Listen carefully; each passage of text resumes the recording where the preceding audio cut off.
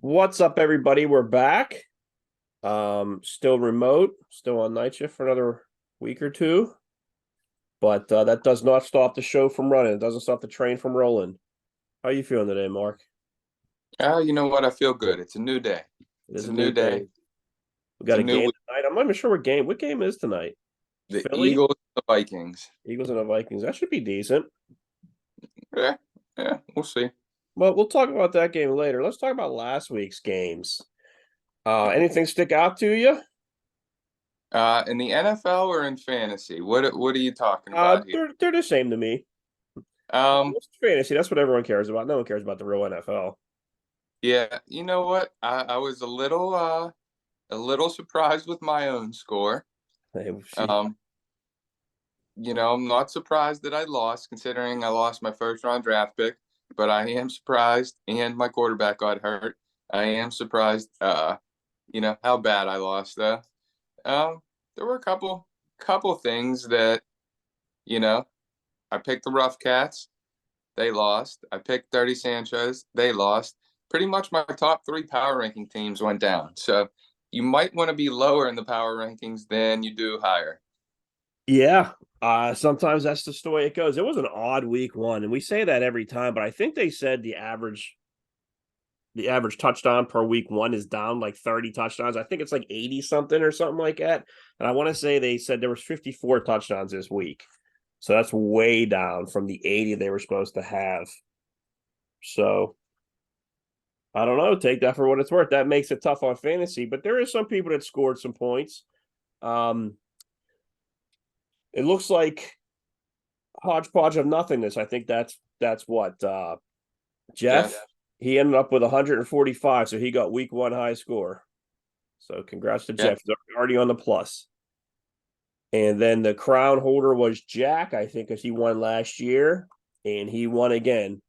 So he beat Grant Union Army 94 to 82. So Jack remains the crown holder, and is Jeff's the week one high. Let's just bust through this real quick. Uh, I won 117 to 88 over Stu. I'm trying to load it up here. Nothing crazy on my side. Maybe Calvin Ridley with 22, Diggs with 23, likely with 9. So losing Andrews didn't hurt, but my Ravens defense got 16. Not a bad day. I think on the other side, however, Burrow with 2, Barkley with 7, George Kittle with only 3. We kind of saw that. Then his kicker -2. So that's another reason to get rid of kickers. But his defense had 15. He had Brandon Ayuk with 30 points on the bench. I guess he didn't want to play them versus Steelers, but rough start for him. He usually starts out really strong because he always has good teams, but he came out the gate a little bit limpy, losing 117 to 88. Yeah, I think your receivers, like we thought, your receivers carried you. And then a good game out of Trevor Lawrence. Bijan also had an okay game, I guess. Actually, it's weird there. Yeah, Uh, he got a touchdown, but he didn't. Algier got 2. So yeah, your head too. But even with Andrews on the bench, your team put up good numbers, and then his Burrow, Barkley, Kittle, even Herbert. Um, no one really performed what you thought they would do except Aaron Jones and St. Brown. So I expect his team to get a little better, but that's what happens in week one. that's week one for you. Next game was Abbott versus Joey. I'm sorry, I picked myself. You picked Stu. Next game was Abbott versus Joey. Abbott doubled him up 135 to 71. Abbott looked decent. Cousins 21, Pollard 21. Uh, Cowboys defense with 43 points. That's obscene. I don't know that I've ever seen a defense score that much. That might Nothing have been crazy the rest of the way. I'm sorry. was that the highest score of the week, the I fantasy? I didn't get that far, but I would think Tyreek Hill probably got close. We'll have to look I at thought that. he had 42, so Oh, so we'd have. maybe that's it. Yeah, 43 on a defense is nuts. Um, Keenan Allen with 11, Devontae with 9, Alexander Madison with 11. So not bad. Defense definitely carried him. On the other side, Josh Allen with 10 points. I don't know you're worried about the points, but Josh Allen looked awful. He got picked off by Whitehead 3 times. Whitehead triggered a 3 interception, $250,000 bonus game one. So good for Jordan Whitehead.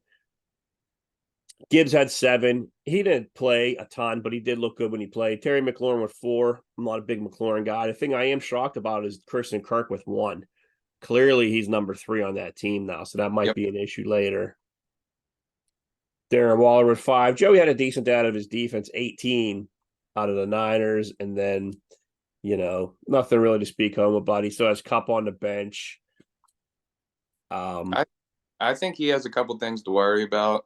It seems like Waller is having an injury, that hamstring injury again. The Uh, Waller is having a Waller season, week 1 already, where he can't Cup's be out trusted a to couple play. weeks, and then with Kirk, with him being essentially receiver 3, I'd be a little concerned. And then Gibbs, watching that game last week, Gibbs actually looked really good, so I think he's going to get more touches. But Montgomery was the clear number 1 there, so I think for everyone who drafted Gibbs in the first round, he's right now a number 2 running back because David Montgomery, I think, had a larger share of the carries. So that worries me a little bit about Gibbs. Although he did look good, it's definitely a timeshare. Yeah, it is that you can't argue. That's definitely a timeshare. Um, so in that one, I picked Abbott. You picked Abbott. Next one we talked about Jack. Jack is 94 to 82, beat Pat. Again, these elite quarterbacks, Jalen Hurts got 14 points. You don't expect, and he looked bad. Yeah. I didn't think he looked good at all. That O line seemed okay, but his receivers are great, but nothing really happened. Dobbins with 10. So Dobbins will finish this season with 10.7 points. Jamal Williams had 6. Jamar Chase only with 6. I would assume that's going to improve. AJ Brown with 11. Again, not what you're looking for. Bills defense only with 10, playing a backup quarterback the entire way. So even that Bills defense, they lost a lot of pieces. They lost, linebackers in the middle, and they're just not what they once were. On the other side, Mahomes, I mean, he put up 21. Not great, but great as compared to Allen, Hurts, and all Yeah. the other superstar quarterbacks in Burrow. Henry with 12, but I think his timeshare went way down. I don't think he got a ton of carries. Devontae Smith with 14, so he outscored A.J. Brown. Deontay with 6, and now he's hurt, so who knows what he does there. Pittsburgh Steelers defense with 5. Nothing really exciting. Neither of them broke 100. Jack gets the win. This early in the season, you just want wins. Jack got one. Any reason for Pat to be worried yet? He's already lost his Well, starting I running think. back, and he sits there with Fields and Hurts, both of which didn't break 20 points. Well, I expect Hurts to turn it around. I've never been a Fields fan, so I don't know if he will. I'd be worried both these teams though. I think Pat lost Dobbins, and it doesn't look like he's too deep at running back to begin with. James Cook looked decent, so I would, he's going to plug him in. But Jamal Williams is his second running back right now. I'd be a little worried about that. He's definitely thin there. And then on the flip side, Jack lost Deontay Johnson, um, and it doesn't look like he has a real great option on the bench to plug in there. So both these teams, neither one broke 100, and both had some injuries. Yeah, yeah, I would agree. I picked Jack. You picked Pat. Um, you want to jump to your game? Tags almost doubled you up, 56 to 105. 56 is a low score. You know that. You know there's definitely issues.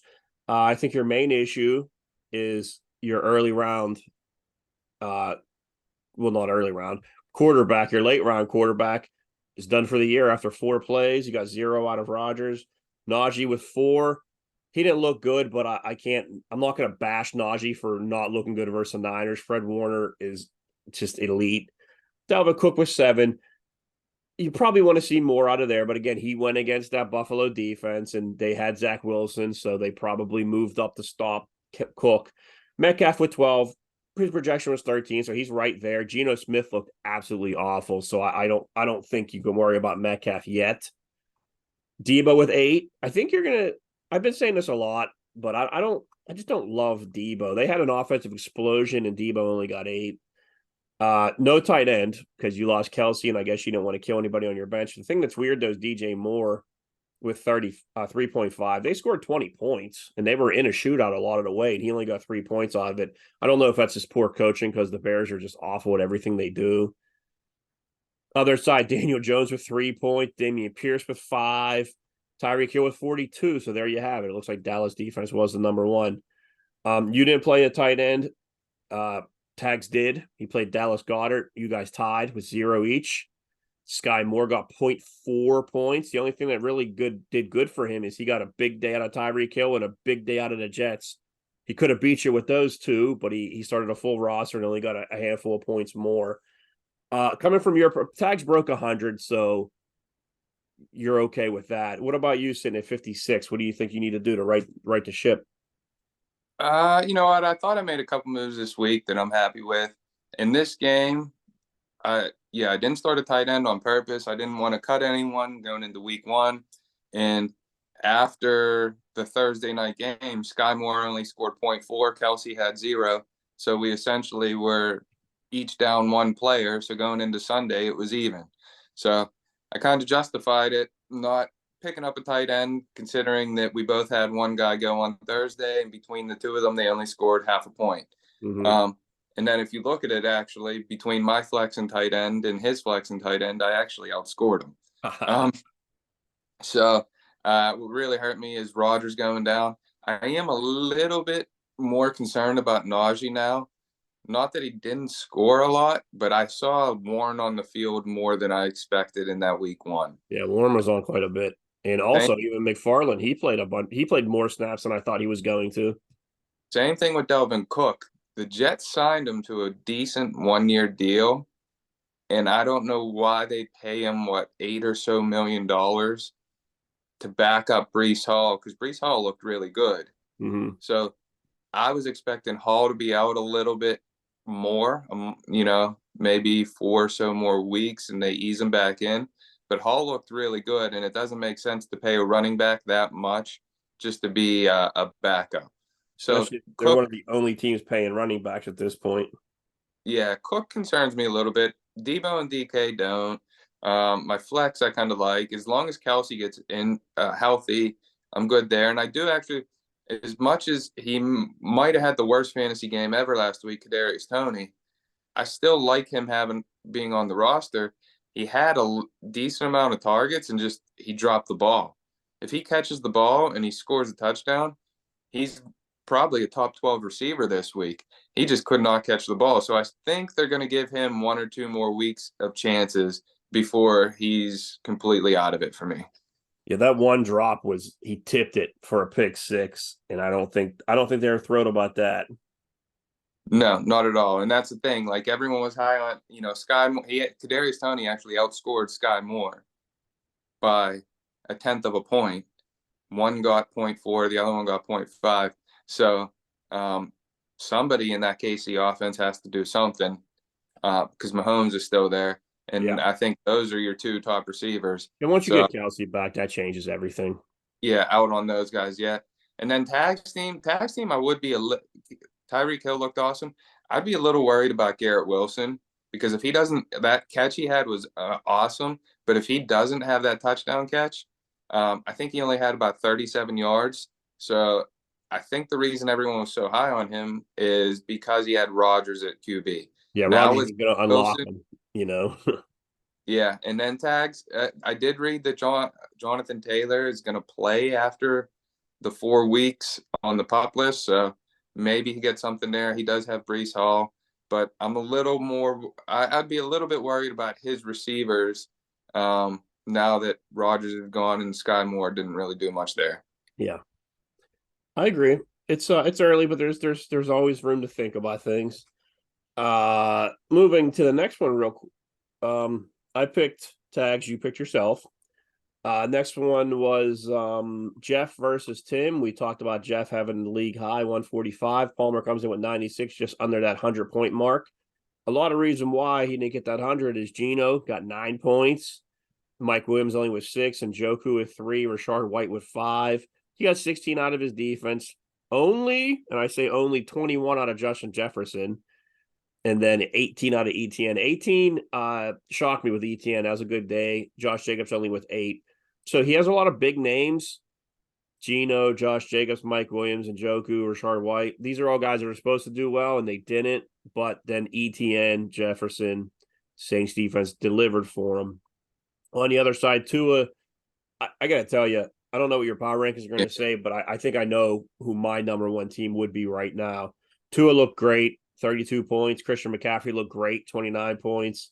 Connor looked like Connor, got 10 points. That's his running back too. Olave had 17. Waddle only with 9.8. I have a feeling if Tua's thrown for 500 yards or whatever he threw for, Waddle will get his. Hawkinson with 7. That's whatever. Mike Evans. I'm sorry. Mike Evans with 15. He got a touchdown. He's one of the only defenses that didn't do good. Panthers only got 9, but Jeff's team looks very solid and a lot Yep. of arrows up.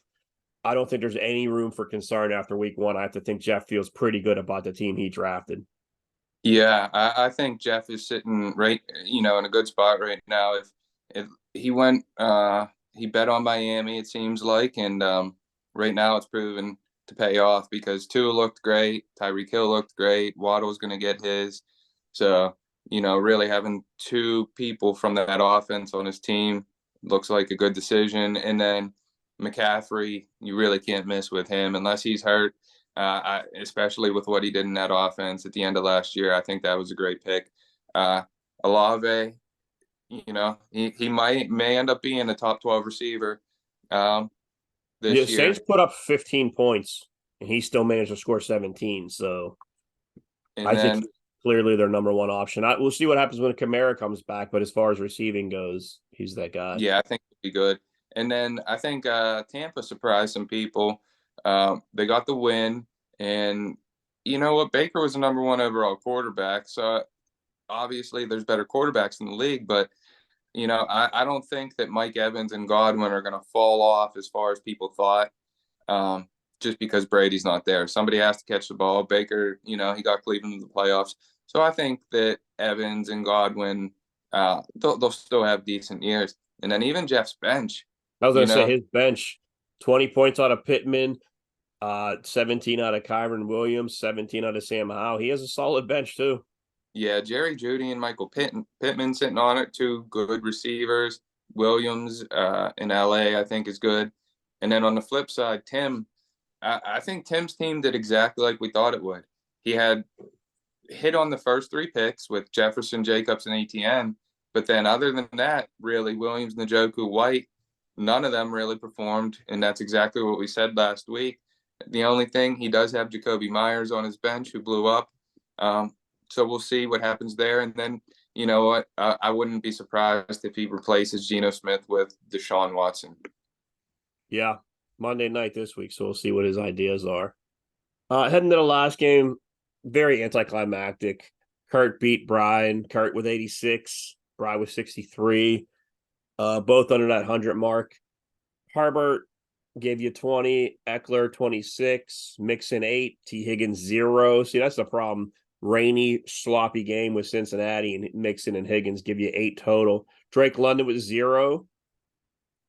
That's a problem. They don't have a quarterback. They have no interest in throwing the ball. They're going to run and play defense, and he's sitting with Drake London. Pacheco was 7.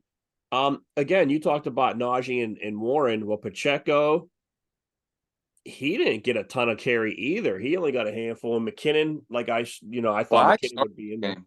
What's that? CEH started that game last week. The Yeah. first play, I think, was Clyde Edwards-Helaire. So I was surprised to see that Pacheco didn't get in there till about the 3rd series. Yeah. Other side, Lamar was 6. They won the game. He looked bad. The offensive line looked bad.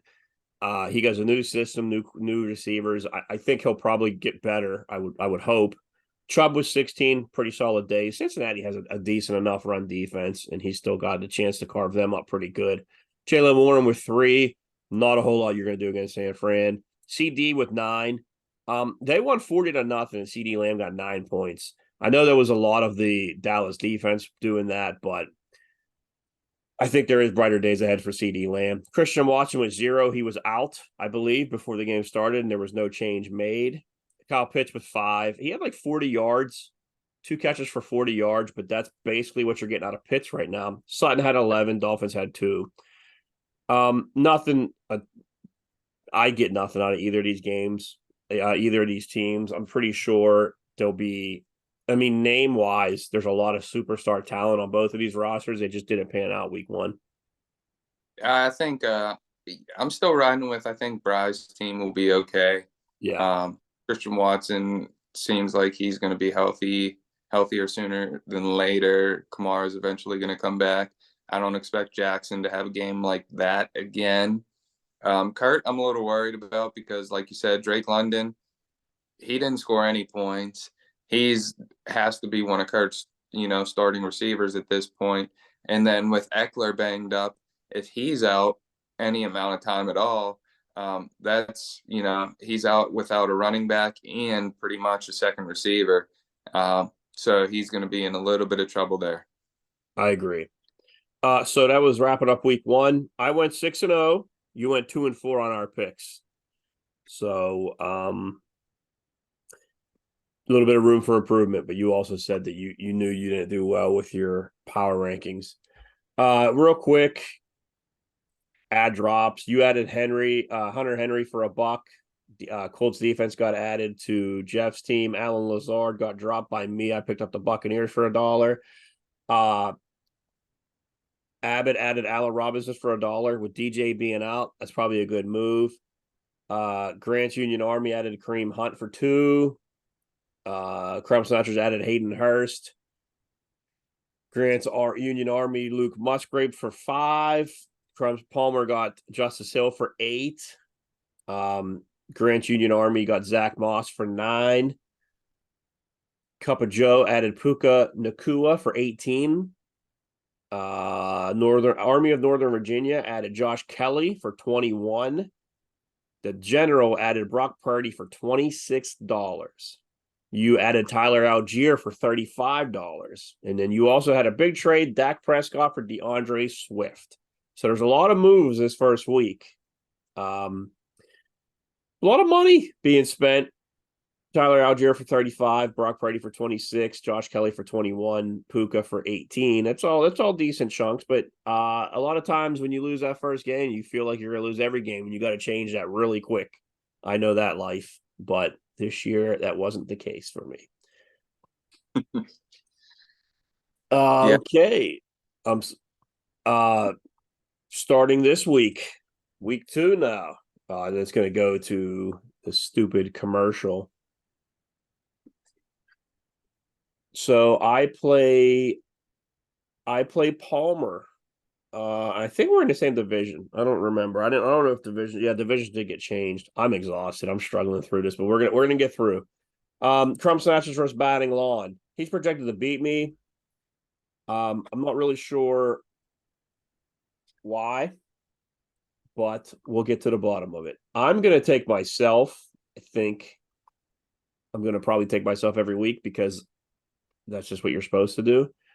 Bijan versus Green Bay, I think is decent. McKinnon again. That second running back's gonna be an issue all week, all year. But I'm actually gonna throw Addison in my flex now because he had such a good game last week.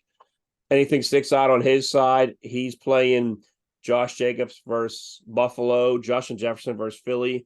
So we'll see if Darius Slay can identify and run with Jefferson for a little while.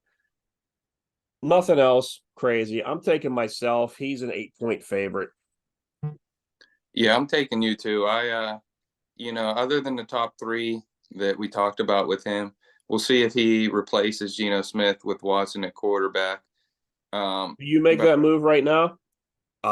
Geno Smith versus Detroit at Detroit or Watson versus Steelers. And I know Cam's out, but there's still a vicious pass rush there. Yeah. I like your lineup. Other than that second running back,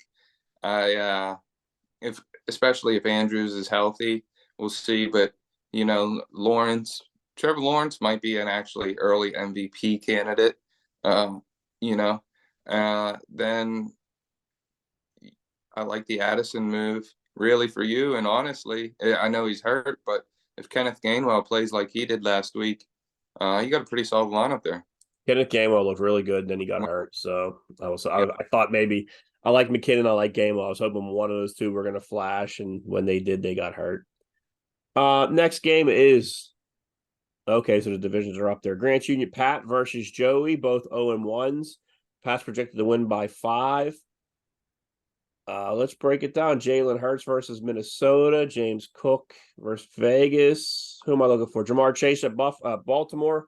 Marlon Humphrey's still not practicing, so there shouldn't really be a huge secondary issue there. And Marcus Williams is out now for the Ravens. A.J. Brown versus Minnesota. I like receivers in Minnesota. That turf is fast, but we'll see what Hurts can do with A.J. Brown, or if he still goes the other direction. Then he has Cooper versus the Steelers. Other side of the board, Josh Allen versus Vegas. That should be a walk in the park. Ramondre versus Miami. Zay Flowers versus Cincy. I still think it might be a touch early to start Zay Flowers, but you got to do what you got to do. Darren Waller versus Arizona. If Darren Waller plays, Arizona has no intention on stopping anybody. And then 49ers defense versus the Rams. I think I'm going to take, let's see, Joey's underdog by 6. And just a quick look, I have a feeling that Hurts and A.J. Brown situation in Minnesota works out this week. I'm going to take Pat. Yeah, I'm going to go with Pat too. I don't love his tight end, and I don't love his second receiver at this point, but I think the rest of the lineup's pretty solid. You don't love A.J. Brown? What's that? Talking about Pat's second receiver? Or second running back. I'm sorry. Okay. I was going to say, I don't know. A.J. Brown's pretty good. Yeah, James Cook and Jameson Williams, but sure. I like Cook. I'm not in love with Jamal Williams in New Orleans. But I just like his whole lineup a little bit more than Joey's at this point. I do like the move adding Zay Flowers into the starting lineup. I think he needed to do that over Christian Kirk, especially after last week. Flowers got, I think like 10 or so targets. I think he's going to be good there, but Waller's still questionable. Javonte Williams, I'm still not expecting a ton out of him yet. And then, like we talked about, Gibbs, kind of splitting the backfield with Montgomery. So I'm going to lean towards Pat in this one. Excellent. Okay, you versus Abbott. 1-0 Abbott versus 0-1 you. Abbott's projected to win by 13, but I'm sure Kelsey's in, but he's questionable, so he doesn't have any points given out yet. Kirk Cousins at Philly's going to be a problem. Pollard versus Jets is going to be a problem. Madison versus Philly's a problem. Devontae Adams versus Buffalo's a problem. Keenan Allen versus Tennessee. Tennessee's decent defense. That might be a problem. Freiermuth versus Cleveland. Freiermuth is banged up now. Let's see if he plays.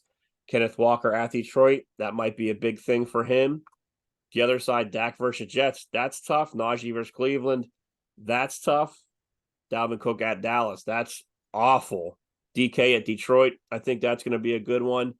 Debo at the Rams. The Rams surprised people last week, but I don't think Minnesota's very good. So I still think Debo should have a decent chance. Travis Kelce versus anybody's going to be good if he's healthy. DJ Moore at Tampa. We'll see how that goes. I'm going to take Abbott in this one. I think your Dallas and the Jets matchups are going to be a lot for you to overcome. Obviously, I'm going to take me. I think the Cowboys are going to be a pretty good team this year. We saw their defense. I think their offense is going to catch up. I really do like Dak this year over in Dallas, although they didn't score a lot of points last week. Well, Dak didn't. The Cowboys did. I still have a little bit of faith there. Najee, I think, has to be better. And then, my receivers I'm fine with. Kelsey, we'll see what happens with him. If he's healthy, I'm confident. And then I may look to make a change to the flex. I got a couple options, kind of see closer to game time who I'll roll with there. And then Abbott's team, I'm just not, that Kirk Cousins going against the Eagles defensive line tonight, I think is a really tough matchup. Same thing with Alexander Madison. He's really, he got 2 of the Vikings. They got a tough matchup. And then I'm really still not sold on Keenan Allen or Kenneth Walker in his lineup. And a hurt Freiermuth. Yeah, there's still a lot to prove. Okay, the crown holder returned doubtful versus General. 2 1-0 teams battling it out. Uh, Jack is favored by 9-ish. Mahomes, Jacksonville, Henry versus the Chargers. Miles Sanders versus a very tough New Orleans defense. Devontae Smith, we said about being in Minnesota. Treylon Burks is in there versus the Chargers again. I think the Chargers have a good secondary, but I don't know that Bosa and those guys are all that great in the run stopping pass rushing situation. Mostert versus New England. I think that's a joke. I don't think I don't think Miami's gonna run much at all.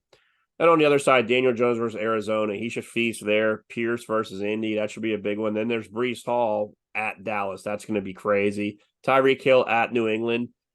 I don't think they're going to stop him, but I'd be surprised if he scored 42 again. Garrett Wilson at Dallas. Honestly, I know you drafted Garrett Wilson very, very early, but Garrett Wilson versus Dallas, you might want to bench him if you have a better option. I don't know that he does, and I'm sure he's not going to bench Garrett Wilson week 2. But I'm going to go on record thinking that I don't know that Wilson does much of anything this week. Dallas Goedert versus Minnesota again. Dallas Goedert is got nothing, so we'll see what he does. Samaje P. Ryan. I'm gonna take. I think I'm gonna take Jack in this round. Yeah, you know what? I think this is a tougher pick than I imagined. Looking at the As I was reading it, I was thinking that myself. This is a lot closer than I really believed it would be. After his performance last week, Daniel Jones, I would expect him to be better, especially against Arizona. But I mean, I think I like the top of Jack's lineup more than I like the top of Tags at this point.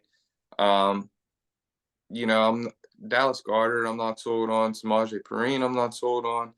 Garrett Wilson is a stud, but he's a question mark because of the quarterback.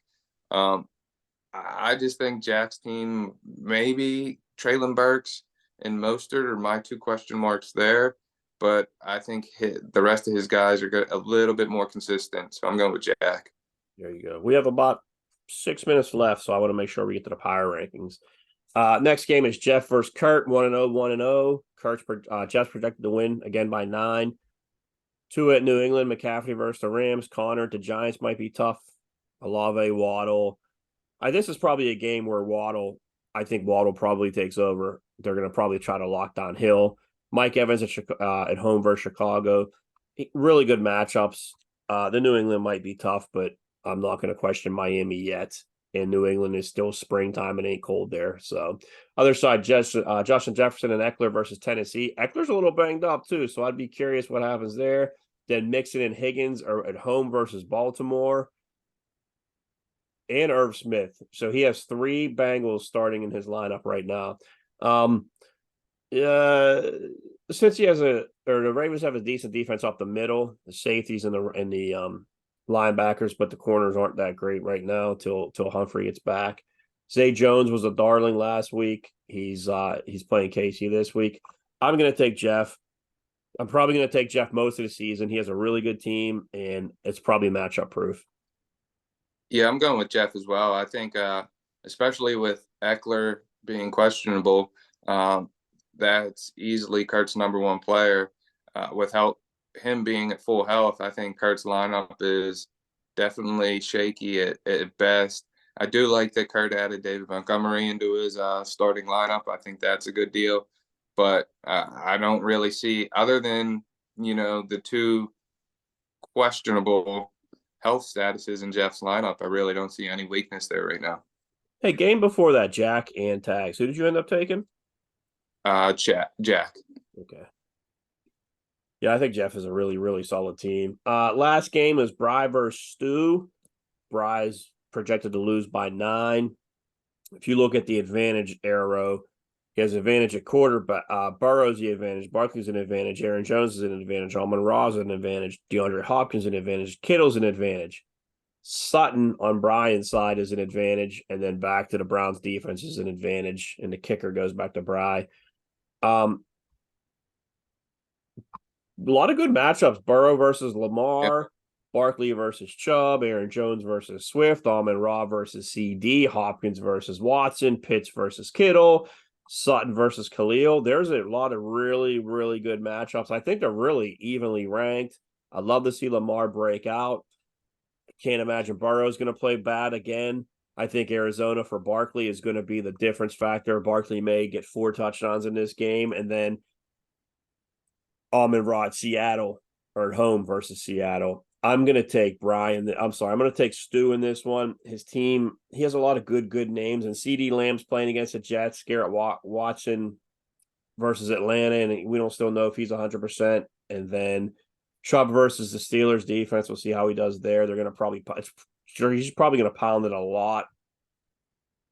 I don't know. I'm gonna take Stu in this one. I'm gonna go the opposite. I'm taking Bry Guy. I think just like you, I think it's a really close matchup, all across the board. Pretty even position by position. I think Aaron Jones is questionable. The way he looked, I don't know if I expect him to play. I didn't realize Hopkins was also questionable, so we'll see what happens there. Bry Guy does have Watson who's questionable. It seems like where Aaron Jones might be trending out, Watson's trending in, but we'll see, I guess. The only other thing I think that Stu has to decide is if he's going to play Ayuk this week after the performance he had last week. I think you might have to find a spot for him in your lineup, but I think I'm just going to go just by a nudge. I'm picking Braga. Sounds good. You have 3 minutes to finish your power rankings if you want to try to fire them out. All right, so I know we talked about it. They are the unbiased power rankings. Very So unbiased. they are. Like I mentioned at the beginning of the beginning of the show, my top 3 teams all lost. Now it's only week 1, so we're not going to overreact. But coming in at number 12, you have any guesses? Bry. Actually, coming in number 12 is Dom of the Year, me. I thought you'd be 11 just to smooth it over. Yeah, I thought about it, and I thought about dropping my number 11 team 1 down because I actually think that team's in worse place. But after the performance I put up, it's only fair that I'm there at least 1 week. Okay. Coming in at number 11 is that team I speak of, Cup of Joe. I think Cup of Joe has a little too many injuries right now and a lot of question marks. Coming in at number 10 are one of the favorites being down here is the Crumb Snatchers. he's no stranger to the bottom. Nah, the Crumb Snatchers, we talked about them. They have a real heavy top 3. No one else other than that. Coming in at number 9 is who you thought might be my last team is the Rough Cats. The Rough Cats had a bad week, but I still think that the roster's there. And as the weeks go on, he's only going to get healthier with Watson and get Kamara back. We have a minute 10, so you got to fire through. All right. 8, we got Grant's Union Army. Coming in at number 7 is he was the number 2 team, Dirty Sanchez. Coming in at number 6 is the Army of Northern Virginia. And I expect him to continue to drop. Coming in at number 5, and I think this might be generous, is the General. He got a lot of question marks right now, more big names, and I think he actually has a solid team. Coming in number 4 is the current or defending champ, Return Doubtful. Okay, Jack. Number 3 would be my co-host, Batting Lawn. That's a big jump. 2 and 1. 2 would be SA Quarantine. Abbott moving up. And then number 1, like you alluded to earlier in the show, is Hodgepodge of Nothingness. Jeff has a really good team. I can't argue with those. I'd move yourself up a little bit because you lost Kelsey. You didn't